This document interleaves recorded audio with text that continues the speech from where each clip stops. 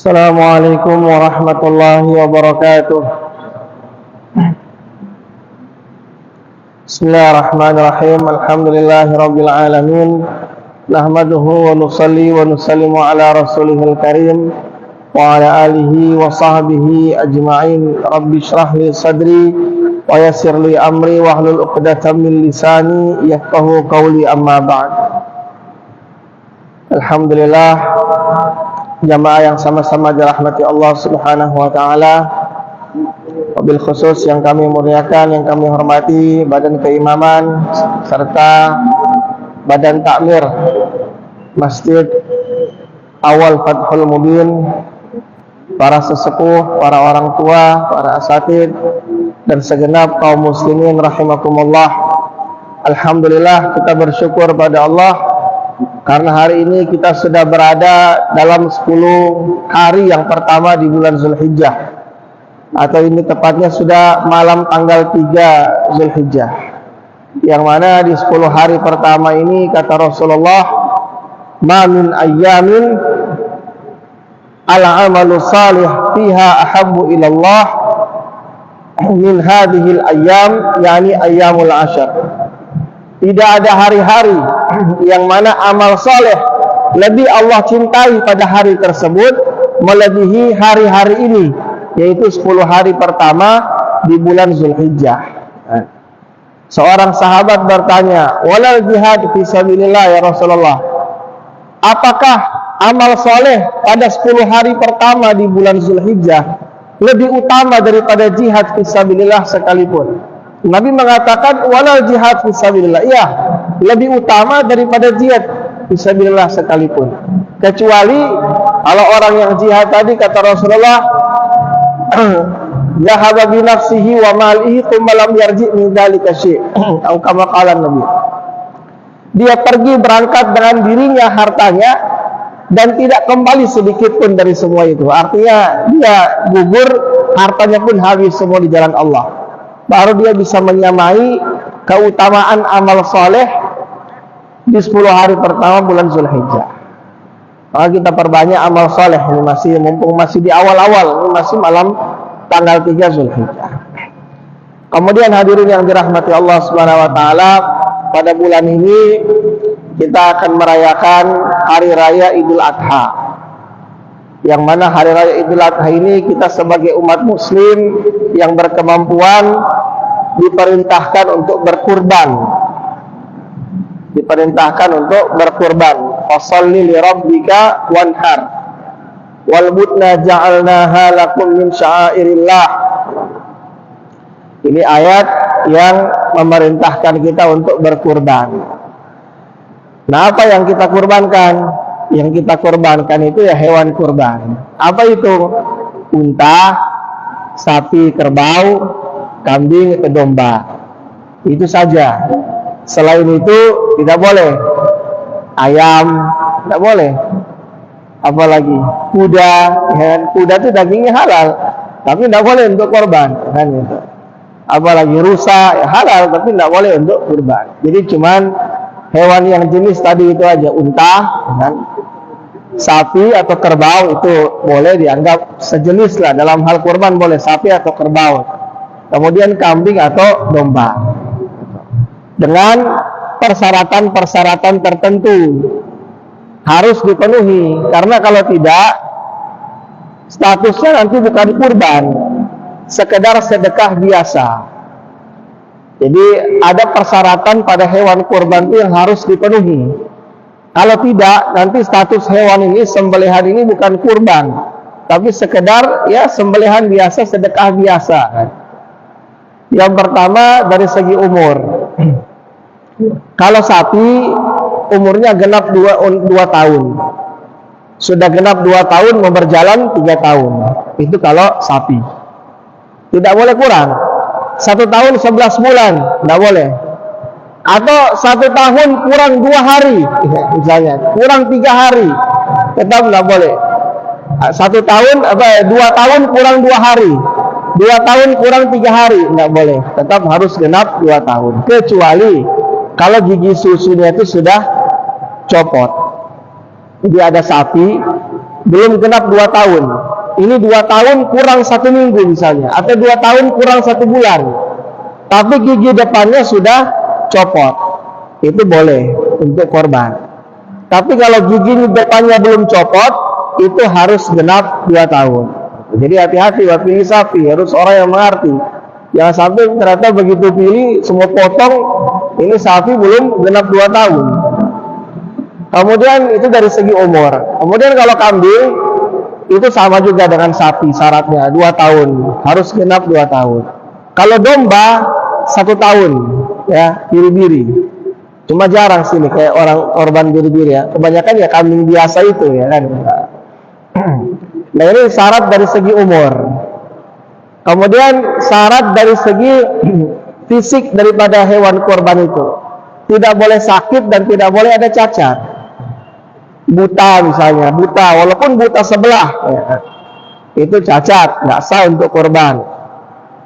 Apalagi pincang, itu tidak sah untuk kurban ya, pincang yang parah. Kemudian sakit ya, yang sakitnya sakit yang parah. Terus juga hewan yang sangat kurus, yang sudah mungkin dagingnya sudah tinggal setipis kertas ya, atau sudah tipis sekali. Sudah ini terlihat seperti sudah tulang dilapisi kulit ya. Ini tidak sah yang semacam ini. Atau yang bakado ya, bakudis ya. Sehingga berpengaruh pada dagingnya ya, kualitas dagingnya rusak ya kan, karena sakitnya itu. Nah, ini hewan yang semacam ini tidak sah untuk kurban. Jadi itu kalau ternyata disembelih hewannya ini ada penyakit tadi itu atau ada cacat tadi itu jadinya sedekah biasa ya kan itu.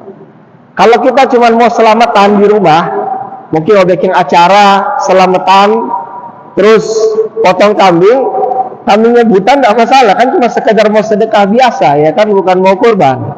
Tapi kalau mau kurban tadi itu fisiknya harus sehat, tidak boleh cacat. Kemudian telinga tidak boleh terpotong, ekornya putus, ada telinga putus, nggak boleh.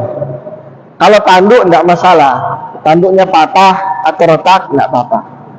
Atau telinganya sobek. Biasa kalau kita lihat kambing itu telinganya di ujung tuh suka ada sobek sedikit, itu nggak apa-apa. Tapi kalau putus itu yang tidak bisa. Nah ini persyaratan pada fisik hewan itu. Adapun hewan yang dikebiri ya, itu telurnya itu hilang 1, tapi karena dikebiri ya, memang aslinya 2, cuma karena dikebiri kan tinggal 1, itu boleh, tidak apa-apa.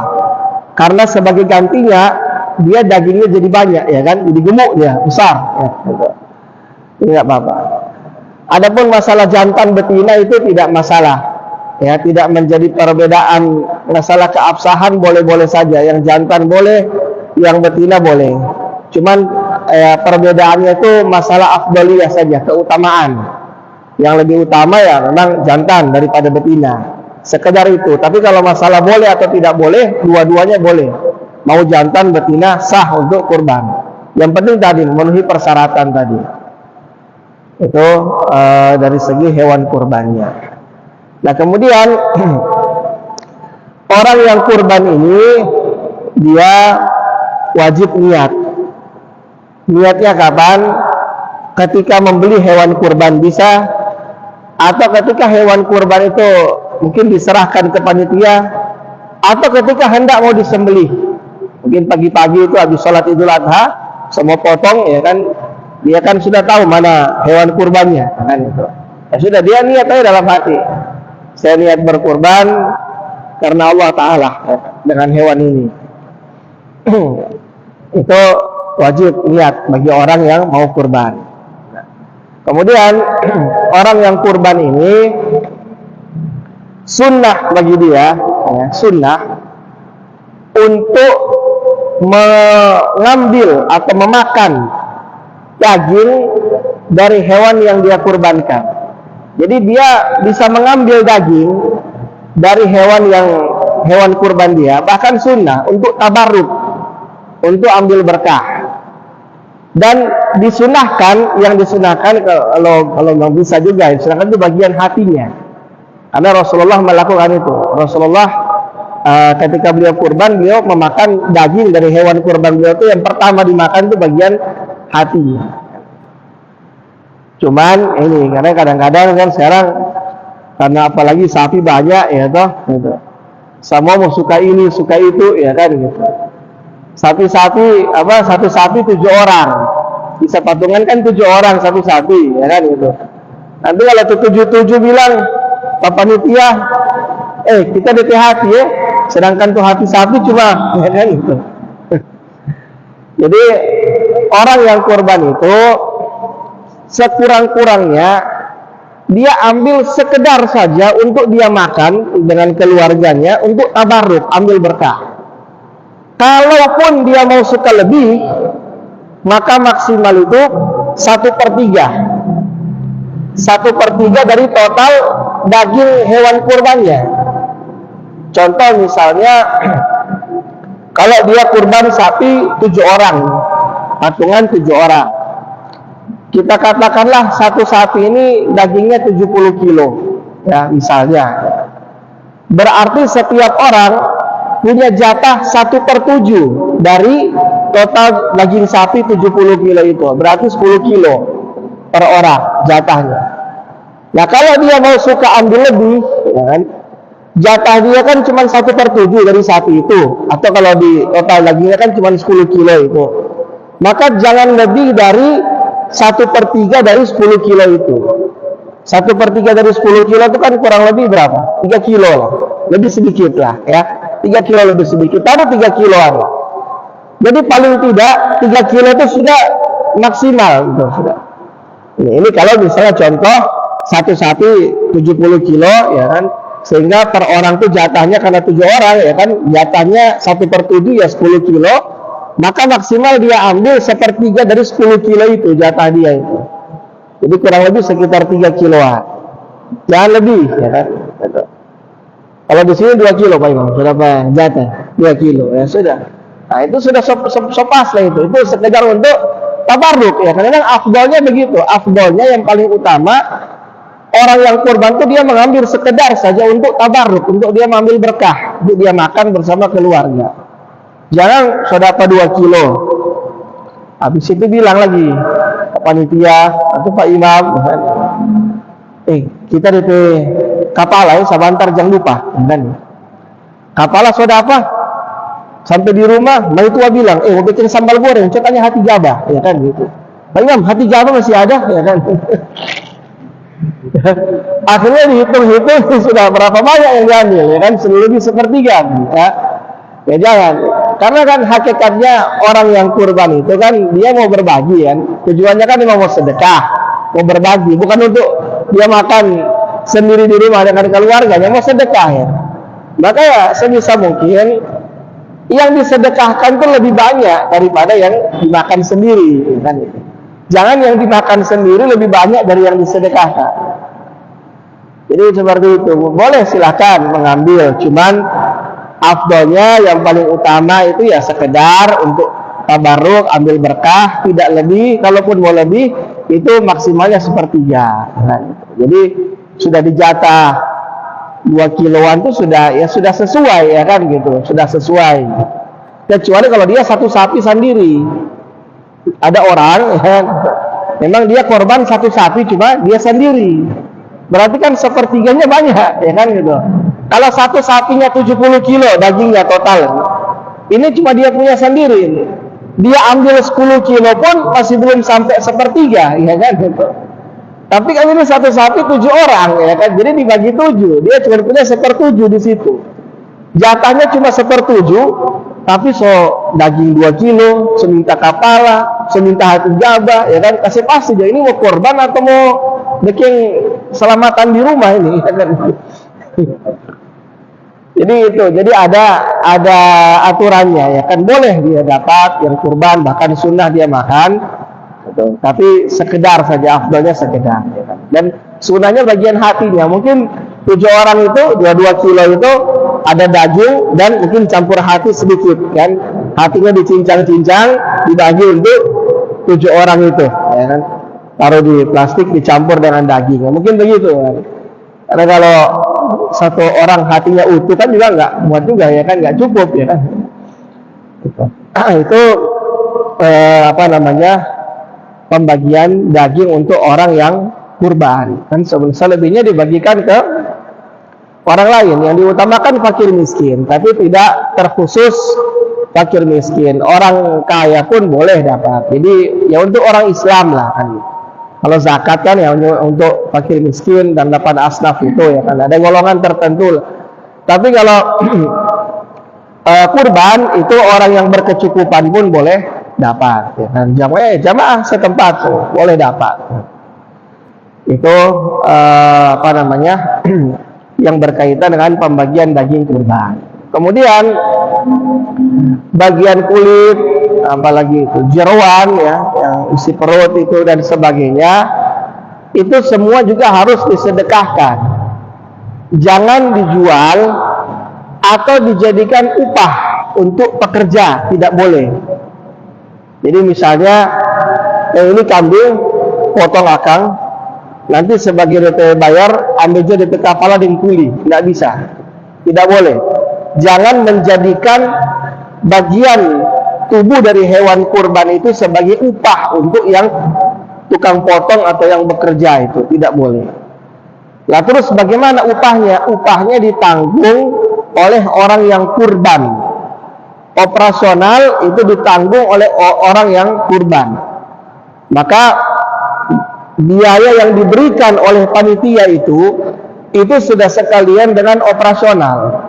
Jadi jauh-jauh hari panitia sudah memperkirakan, apalagi kalau sudah berpengalaman, sudah memperkirakan, oh ini kira-kira harga sapi sekian, untuk operasional orang ini butuh orang kerja segini, berarti mungkin makan siangnya segini, ini sudah diperkirakan, apa-apa butuh beli plastik kira-kira segini dan sebagainya, sehingga sudah ditentukan biayanya sekian, yang mana itu sudah sekalian dengan operasional. Termasuk ya operasional itu ya biaya transport, kan? Kemudian konsumsi makan siang, jangan diambil dari daging kurban, ya. Jadi pas waktu siang, kemudian panitia bilang ini sudah yang sudah potong sudah cincang sudah, mana ambil barang 2-3 kilo, panitia memakan, jangan, tidak boleh karena itu kan daging kurban, ya kan. Jadi makan siang itu termasuk bagian dari operasional, itu tanggung jawab orang yang kurban. Biaya operasional sudah sekalian dengan itu, ya kan, mungkin pesan nasi bungkus atau apa begitu. Kemudian juga mungkin sewa tenda, ya kan, beli plastik dan sebagainya, termasuk bayar tukang potong, bayar panitia yang kerja itu dan sebagainya, itu termasuk dari bagian dari operasional. Nah itu semua tanggung jawab orang yang kurban. Jangan diambil dari kas masjid, tidak boleh. Jadi uang kas masjid tidak bisa digunakan untuk operasional atau maslahat kurban. Begitu pula juga sebaliknya, uang maslahat kurban tidak boleh digunakan untuk kas masjid atau maslahat masjid. Karena kadang-kadang kan mungkin ada sisa, ya kan? Saya sering dapat beberapa pertanyaan kalau beberapa kali mengisi pembahasan kurban juga di beberapa tempat mengenai uang sisa itu, ya kan? Ini ada sisa, sudah selesai ini semua, ada sisa, ya kan? Ya, ini gimana kalau masukkan kas masjid atau dibelikan hal-hal untuk maslahat masjid? Gitu, ya tidak boleh kecuali kalau dengan izin orang yang kurban, karena kan ini uangnya mereka. Akadnya ini kan kurban. Kalau mau digunakan selain untuk hal-hal yang berkaitan dengan kurban, operasional kurban, selain itu, maka harus ada ridho, izin dari orang yang punya uang itu. Sehingga panitia harus minta izin ke orang-orang yang kurban itu. Repot juga, ya kan? Ya kalau yang korban cuma 7 orang, 14 orang, ya kan, 2 kelompok. Kalau sampai 10 kelompok, ya kan, seberapa puluh orang itu, ya. Repot, ya kan, gitu. Jadi uang yang ada itu ya digunakan semua, habiskan saja untuk maslahat kurban. Sehingga kan dari jauh-jauh hari sudah diperkirakan. Misalnya sudah beli sapi nih, sudah perkirakan sapi mungkin 16-17 juta. Nah, kemudian sudah diperkira ini ada uang sisa untuk operasional. Ternyata sudah beli ini, beli itu semua, terakhir mungkin tinggal bayar nih tukang jagalnya. Karena so habis kerja sudah, tinggal mau bayar. Ini ada lebih. Ya sudah, lebihkan saja. Mungkin ini yang kerjanya paling berat, maka saya lebih sedikit bayaran. Jadi habiskan saja uang itu untuk operasional kurban, gitu, untuk maslahat kurban. Jadi misalnya satu orang kalau misalnya 3 juta, ya kan itu, mungkin 2.500.000 itu untuk sapi, 500.000-nya untuk maslahat kurban operasional, kan, dan sebagainya. Apa namanya, tergantung dari berapa biaya yang diperkirakan oleh panitia. Itu digunakan semua untuk operasional kurban. Nah, kemudian dalam masalah kurban, daging yang hewan yang dikurbankan, dagingnya itu boleh disimpan, ya, maksudnya karena ada sebagian orang yang punya pemahaman itu daging mesti kasih habis sebelum hari tasyrik, ya kan, gitu. Sebelum 3 hari setelah Idul Adha itu daging harus habis. Jadi boleh simpan lagi di kulkas, ya kan, gitu. Tidak begitu, ya kan, gitu. Ya kasihan gitu. Kalau orang darah tinggi, 4 hari dia mesti kasih habis berturut-turut, ya, lagi tak kancing. Jadi yang dimaksud hari tasyrik itu batas penyembelihan, bukan batas menghabiskan itu konsumsi dagingnya, tidak. Ya, misalnya contoh aja, ya kan, dia kurban dapat jatah 2 kilo, terus ya ada yang sedekah juga sama dia, ada yang berikan daging sama dia, mungkin juga katakanlah 2 kilo atau 3 kilo, kan. Nah, sehingga daging di rumah mungkin ada 4 kilo, 5 kilo. Tidak harus dihabiskan dalam jangka waktu 3 hari itu, ya kan, itu. Mungkin hari ini atau mungkin besoknya, ya kan, mungkin hari Idul Adhanya masih sibuk apa, besoknya mungkin dia masak dulu 1 kilo atau 2 kilo, ya kan, gitu. Nanti mungkin 1 minggu kemudian baru dia masak lagi sisanya, tidak apa-apa, ya kan. Jadi tidak masalah. Jadi bukan hari tasyrik itu bukan batas orang harus menghabiskan daging kurban itu harus habis sebelum berakhirnya hari tasyrik, tidak. Tapi hari tasyrik itu adalah batas dari penyembelihan. Sebelum berakhirnya hari tasyrik, hewan-hewan kurban itu sudah selesai semua disembelih. Nah, itu apa namanya, sebagian masyarakat ada yang punya pemahaman begitu, jadi harus habis, ya kasihan gitu kan. Tidak juga begitu, ya. Dia mau simpang dulu, nanti makan kapan, nggak boleh, walaupun sudah selesai hari tasyrik. Nah ini yang berkaitan dengan kurban masih banyak sebenarnya, ya, yang berkaitan dengan kurban itu. Dan daging kurban itu harus dibagikan dalam keadaan mentah, tidak boleh matang, ya. Harus dibagikan dalam keadaan mentah kepada orang Islam. Non Muslim bagaimana? Pendapat yang kuat memang tidak boleh kepada non Muslim. Kalau memang langsung diberikan dalam keadaan mentah, ya, oleh panitia, ini kan statusnya kurban, kan? Itu ya tidak boleh, pendapat yang kuat. Tapi kalau diberikan oleh orang yang sudah menerima, misalnya contoh, mungkin dia punya tetangga, ya kan, dia tetangganya tahu dia habis dapat daging, ya kan, mungkin dia nggak enak hati, ya. Kemudian setelah dagingnya mungkin dia habis menerima daging, ya, ada salah seorang mungkin jamaah habis dapat daging, kemudian besoknya dia masak daging itu, daging kurban. Habis dia masak, ya dia berbagi dengan mungkin tetangganya yang non Muslim itu.